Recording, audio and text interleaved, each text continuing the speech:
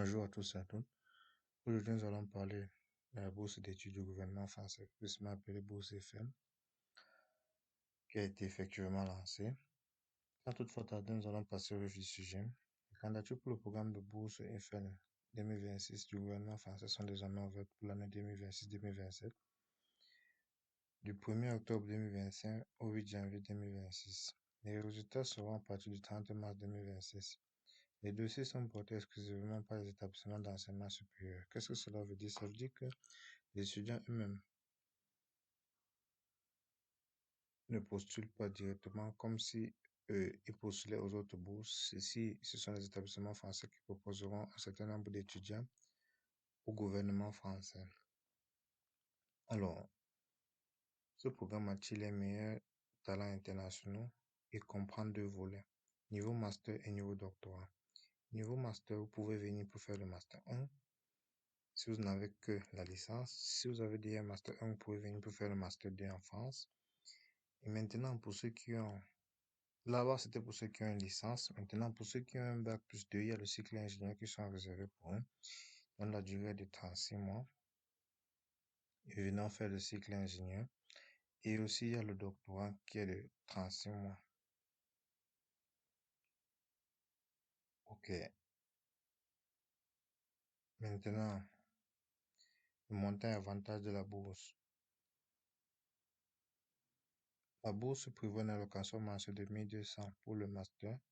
Quand on parle de master, il y a le cycle ingénieur qui est compris dedans. Ceux qui feront ce cycle ingénieur toucheront 1200 euros. Et de 2100 euros pour le doctorat. Prise en charge du voyage aller vers la France et du voyage retour à la fin de la bourse. Prise en charge aéroport-ville d'études à l'arrivée et au départ. Affiliation à la sécurité sociale plus complémentaire santé sans frais pour le boursier. Aide à la recherche du logement et proposition de résidence. Sorties ou services organisés les week-ends et découvertes régionales. Sachez que la bourse ne couvre pas les frais de scolarité qui dépendent de chaque établissement. De nombreuses universités proposent des exonérations ou dispenses. Alors, la durée de la bourse, nous avons dit tout à l'heure, pour ceux qui viennent avec une licence, feront 24 mois, c'est-à-dire feront le master 1 et le master 2. Pour ceux qui viennent avec le master 1, feront 12 mois, ils feront uniquement le master 2.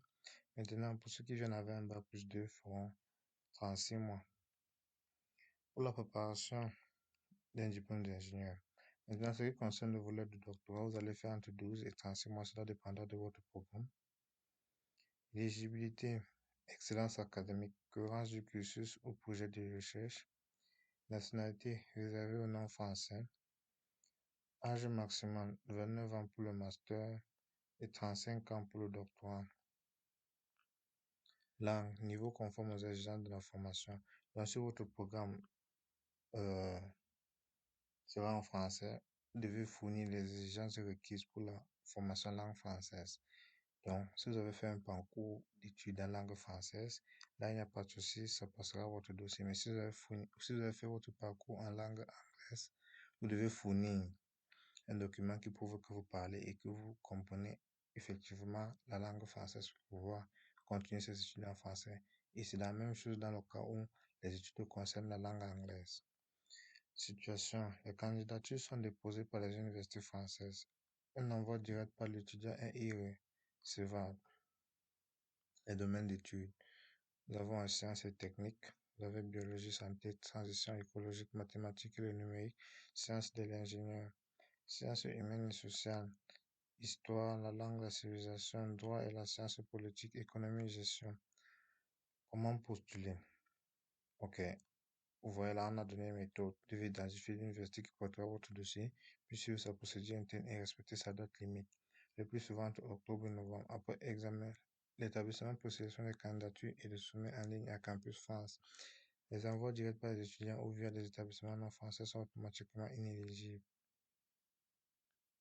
Chaque université fixe ses échéances internes. Vérifiez la page de l'établissement ciblé pour ne pas rater la date limite. Là, voici le site officiel de l'université. Ici, j'ai préparé quelques documents qui pourront vous servir, tels que le CV qui sont obligatoires, les projets de recherche, projets professionnels, en fonction de votre niveau que vous allez faire, les résultats académiques les années antérieures pour l'obtention de votre bac, les diplômes obtenus ainsi que le classement. Surtout le classement, c'est un document obligatoire.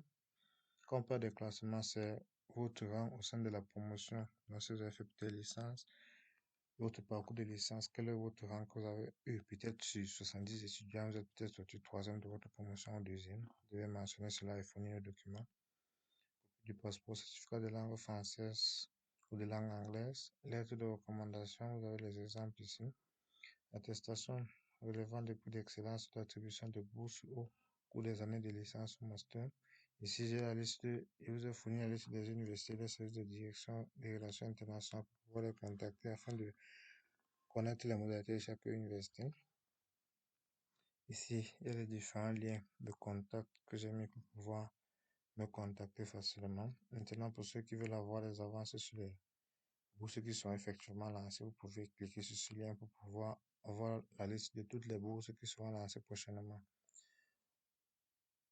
Bon, en ce qui concerne comment postuler, dans ma prochaine vidéo, je ferai un exemple sur comment contacter l'établissement pour pouvoir envoyer votre candidature. La vidéo qui va suivre parlera de ça. Je vais vous montrer un exemple dans une vidéo, dans une université quelconque de la France, et vous verrez comment la procédure se passe. Bon, déjà, nous allons entrer dans le site officiel de la bourse. En cliquant sur ce lien, ça vous ramènera directement vers cette page-ci. Voici le site officiel. Vous voyez, ce sont les mêmes choses qu'on a eu à mentionner tout à l'heure. Maintenant, si vous voulez le guide de dépôt de candidature, vous trouvez ici. La réglementation de la bourse, vous trouvez toujours ici. Ces deux liens sont en PDF. La sélection, vous pouvez voir la liste des jours de la session 2025.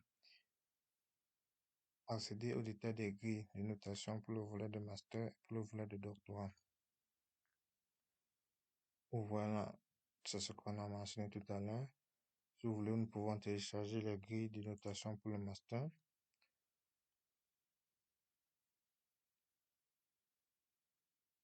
Voilà la grille de notation pour le master 2026. Ouvrez la cohérence du parcours, résidence de l'étudiant au moment du recrutement. Ouvrez qualité du cursus du candidat. Ouvrez projet personnel et professionnel du candidat. Ensuite, internationalisation et politique d'accueil de l'établissement. Ouvrez tous ces critères, c'est ça qui sont notés, tout cela. Le total est noté sur 40 et sur 30. 30 pour le premier, 40 pour le second. Voilà, ça c'est pour le master. Maintenant, niveau doctorat, voilà, voici aussi la grille de notation. Elle est pareille que celui du master. Donc, voilà en quelque sorte comment est-ce que la bourse se présente. Je ferai une prochaine vidéo pour vous montrer comment postuler dans une université quelconque. Vous ferez la même chose dans toutes les universités que vous allez rencontrer. Et je vous conseillerais de postuler au maximum dans toutes les universités dont votre filière dépend. Mais avant que l'université n'envoie votre dossier à Campus France, vous devez choisir une seule université. Parce que si deux universités envoient votre dossier au niveau de Campus France, votre dossier sera directement rejeté. Donc, vous devez avoir un seul établissement qui vous représentera auprès de Campus France.